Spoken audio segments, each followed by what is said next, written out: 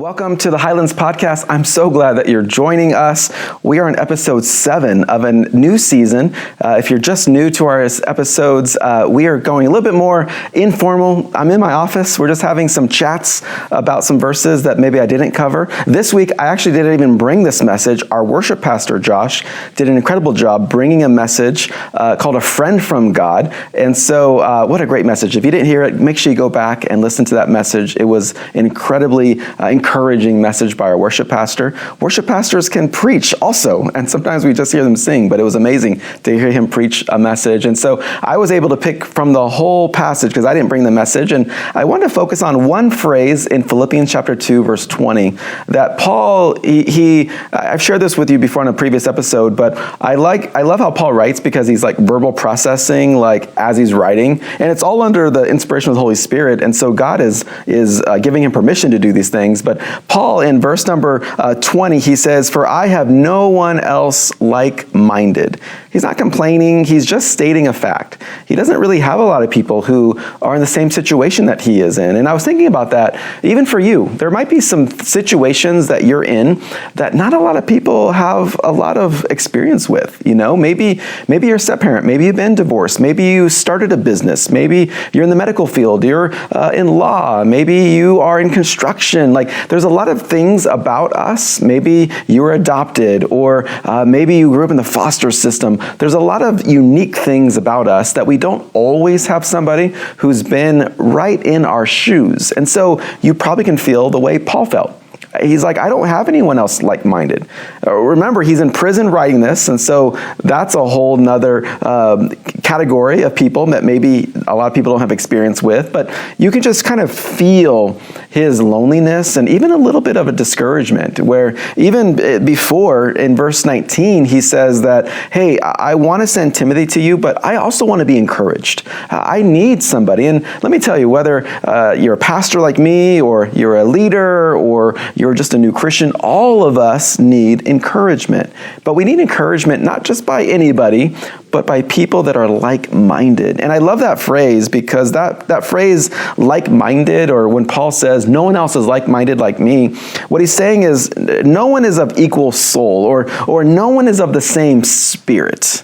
And this is hard. Following Jesus is difficult, because that's another category that doesn't always make everyone else like-minded as you, because you're following Jesus. And it reminds me of our theme verse for our church in 2025. Hopefully you have it memorized by now. Our goal is to have our whole church memorize Philippians 1, 27 and 28 by the end of the year. So at the time of this recording, you've got a couple of more months before we start really making sure that we memorize this. But I love in verse 27, Paul is telling us, and he's writing, he says, when I come and see you, or am absent, that I will hear about you. And then he says this, that you are standing firm in one spirit, in one accord, contending together for the faith of the gospel. This whole passage that we've been reading all year long at our church here at the Highlands has all been about doing things together. And what we can even say in Paul's phrasing today is that we would be around people that are like-minded.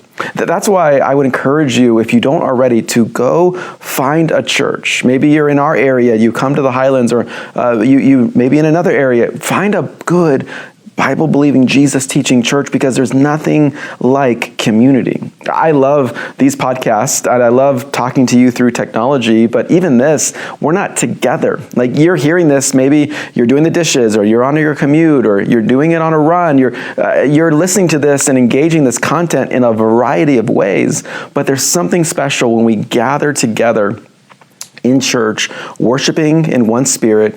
We are learning in one accord, and we are contending together for the faith of the gospel. In fact, let me encourage you, if your normal routine is just to kind of watch a live stream on a Sunday, by the way, this wasn't in my notes, I just feel prompted to share this with you, that if your normal routine is just to kind of watch a live stream, or not engage with the family of God through a church, I would encourage you to do that. Live stream should just be the exception. If you're sick, maybe your kid is sick, maybe there's some things that it was just a crazy week and you just want to have some coffee in bed, I totally get it. No worries. But when we do that regularly, we're missing out on finding people who are like-minded. One of my favorite things about Sundays is hearing everybody sing. I love that.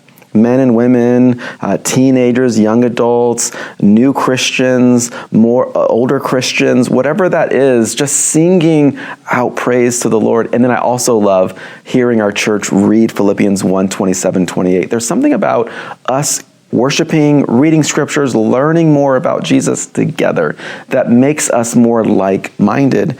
And I'll be honest with you, everybody needs. I need somebody, you need somebody that's like-minded, someone that is having maybe understanding where you're coming from. Now, this is hard. We live in a world that is not always appreciative or even supportive of Christianity, of following Jesus. And so this is going to be hard. And that's why a lot of people, when they become Christians, they feel alone. Because they're like, man, I have these old friends who don't follow Jesus, but I don't really know any new friends that do follow Jesus. And so you kind of feel in the middle. And sometimes what happens is new believers, they try to follow Jesus. They want to read the Bible. They want to pray. They want to listen and grow. And they want to do all those things, but they're not around anybody that's like-minded. And so as a result, often, unfortunately, a lot of new Christians will fall away because they never found anybody that was like-minded. And I was thinking about that. Why is it so hard to look for someone like-minded? Well, when you think about trying to find someone like-minded, there's really two things I want to encourage you with that you need to look for when you are finding that person who's like-minded. And I'm not talking about romantic relationships, although that's important, to be dating somebody who's like-minded spiritually as you. Christians should not date unbelievers. And if you're married and you got saved later and your spouse is not a Christian, I would encourage you, you don't need to leave them, but I would encourage you to pray that God would capture their heart, that God would just bring them into a faith with them, because you need to be married to somebody who is like-minded. Then there's two things I want you to think about when you're looking for someone like-minded. Maybe it's a friend, maybe it's a coworker, a family member, maybe it's someone at the church. There are two things you need to look for is values and vision. You see, being like-minded, we have the same values and we have the same vision. Values is just, they shape who we are. They are what is important to us. And that's why I mentioned at the top of this episode was that there's a lot of different life circumstances that not everybody has experience with. And so you need to find somebody with the same values and certainly spiritual values, but also, do you value family? Do you value, sports a big thing? Or do you like to go hiking? Or would you rather kind of sit back and just having the same values, maybe the same type of humor, whatever that looks like. But that's helpful when finding someone that's like-minded, someone with the same values. But you also need to find somebody that has the same vision. You see, values shape who you are, but vision shares where you're going. And so you cannot be like-minded and go in opposite directions. That's not being like-minded. And so when you're going like-minded, you want to find another person. Again, this might be a romantic relationship or it might just be a friendship, but you find somebody that's going the same direction. Because what happens is if you're trying to follow Jesus and your friend or whoever, maybe it's a boyfriend or a girlfriend, is going the opposite way, you are no longer like-minded. And so I want to encourage you to find somebody like-minded. Paul says, I have no one.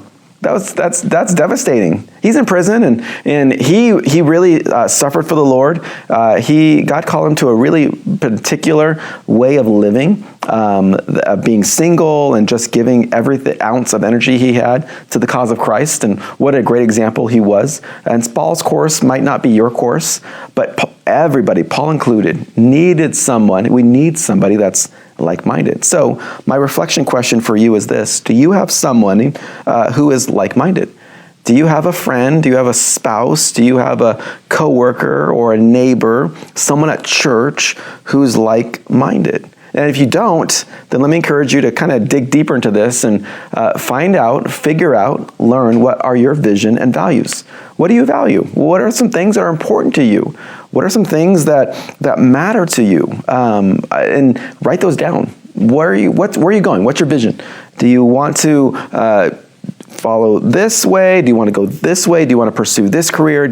What do you want to do? What are some things that you want to shape the direction of your life? Because when you have vision and values, and then when you find somebody with those same vision and values, you found somebody like-minded. And I promise you, I've seen this throughout many, many years of pastoral ministry.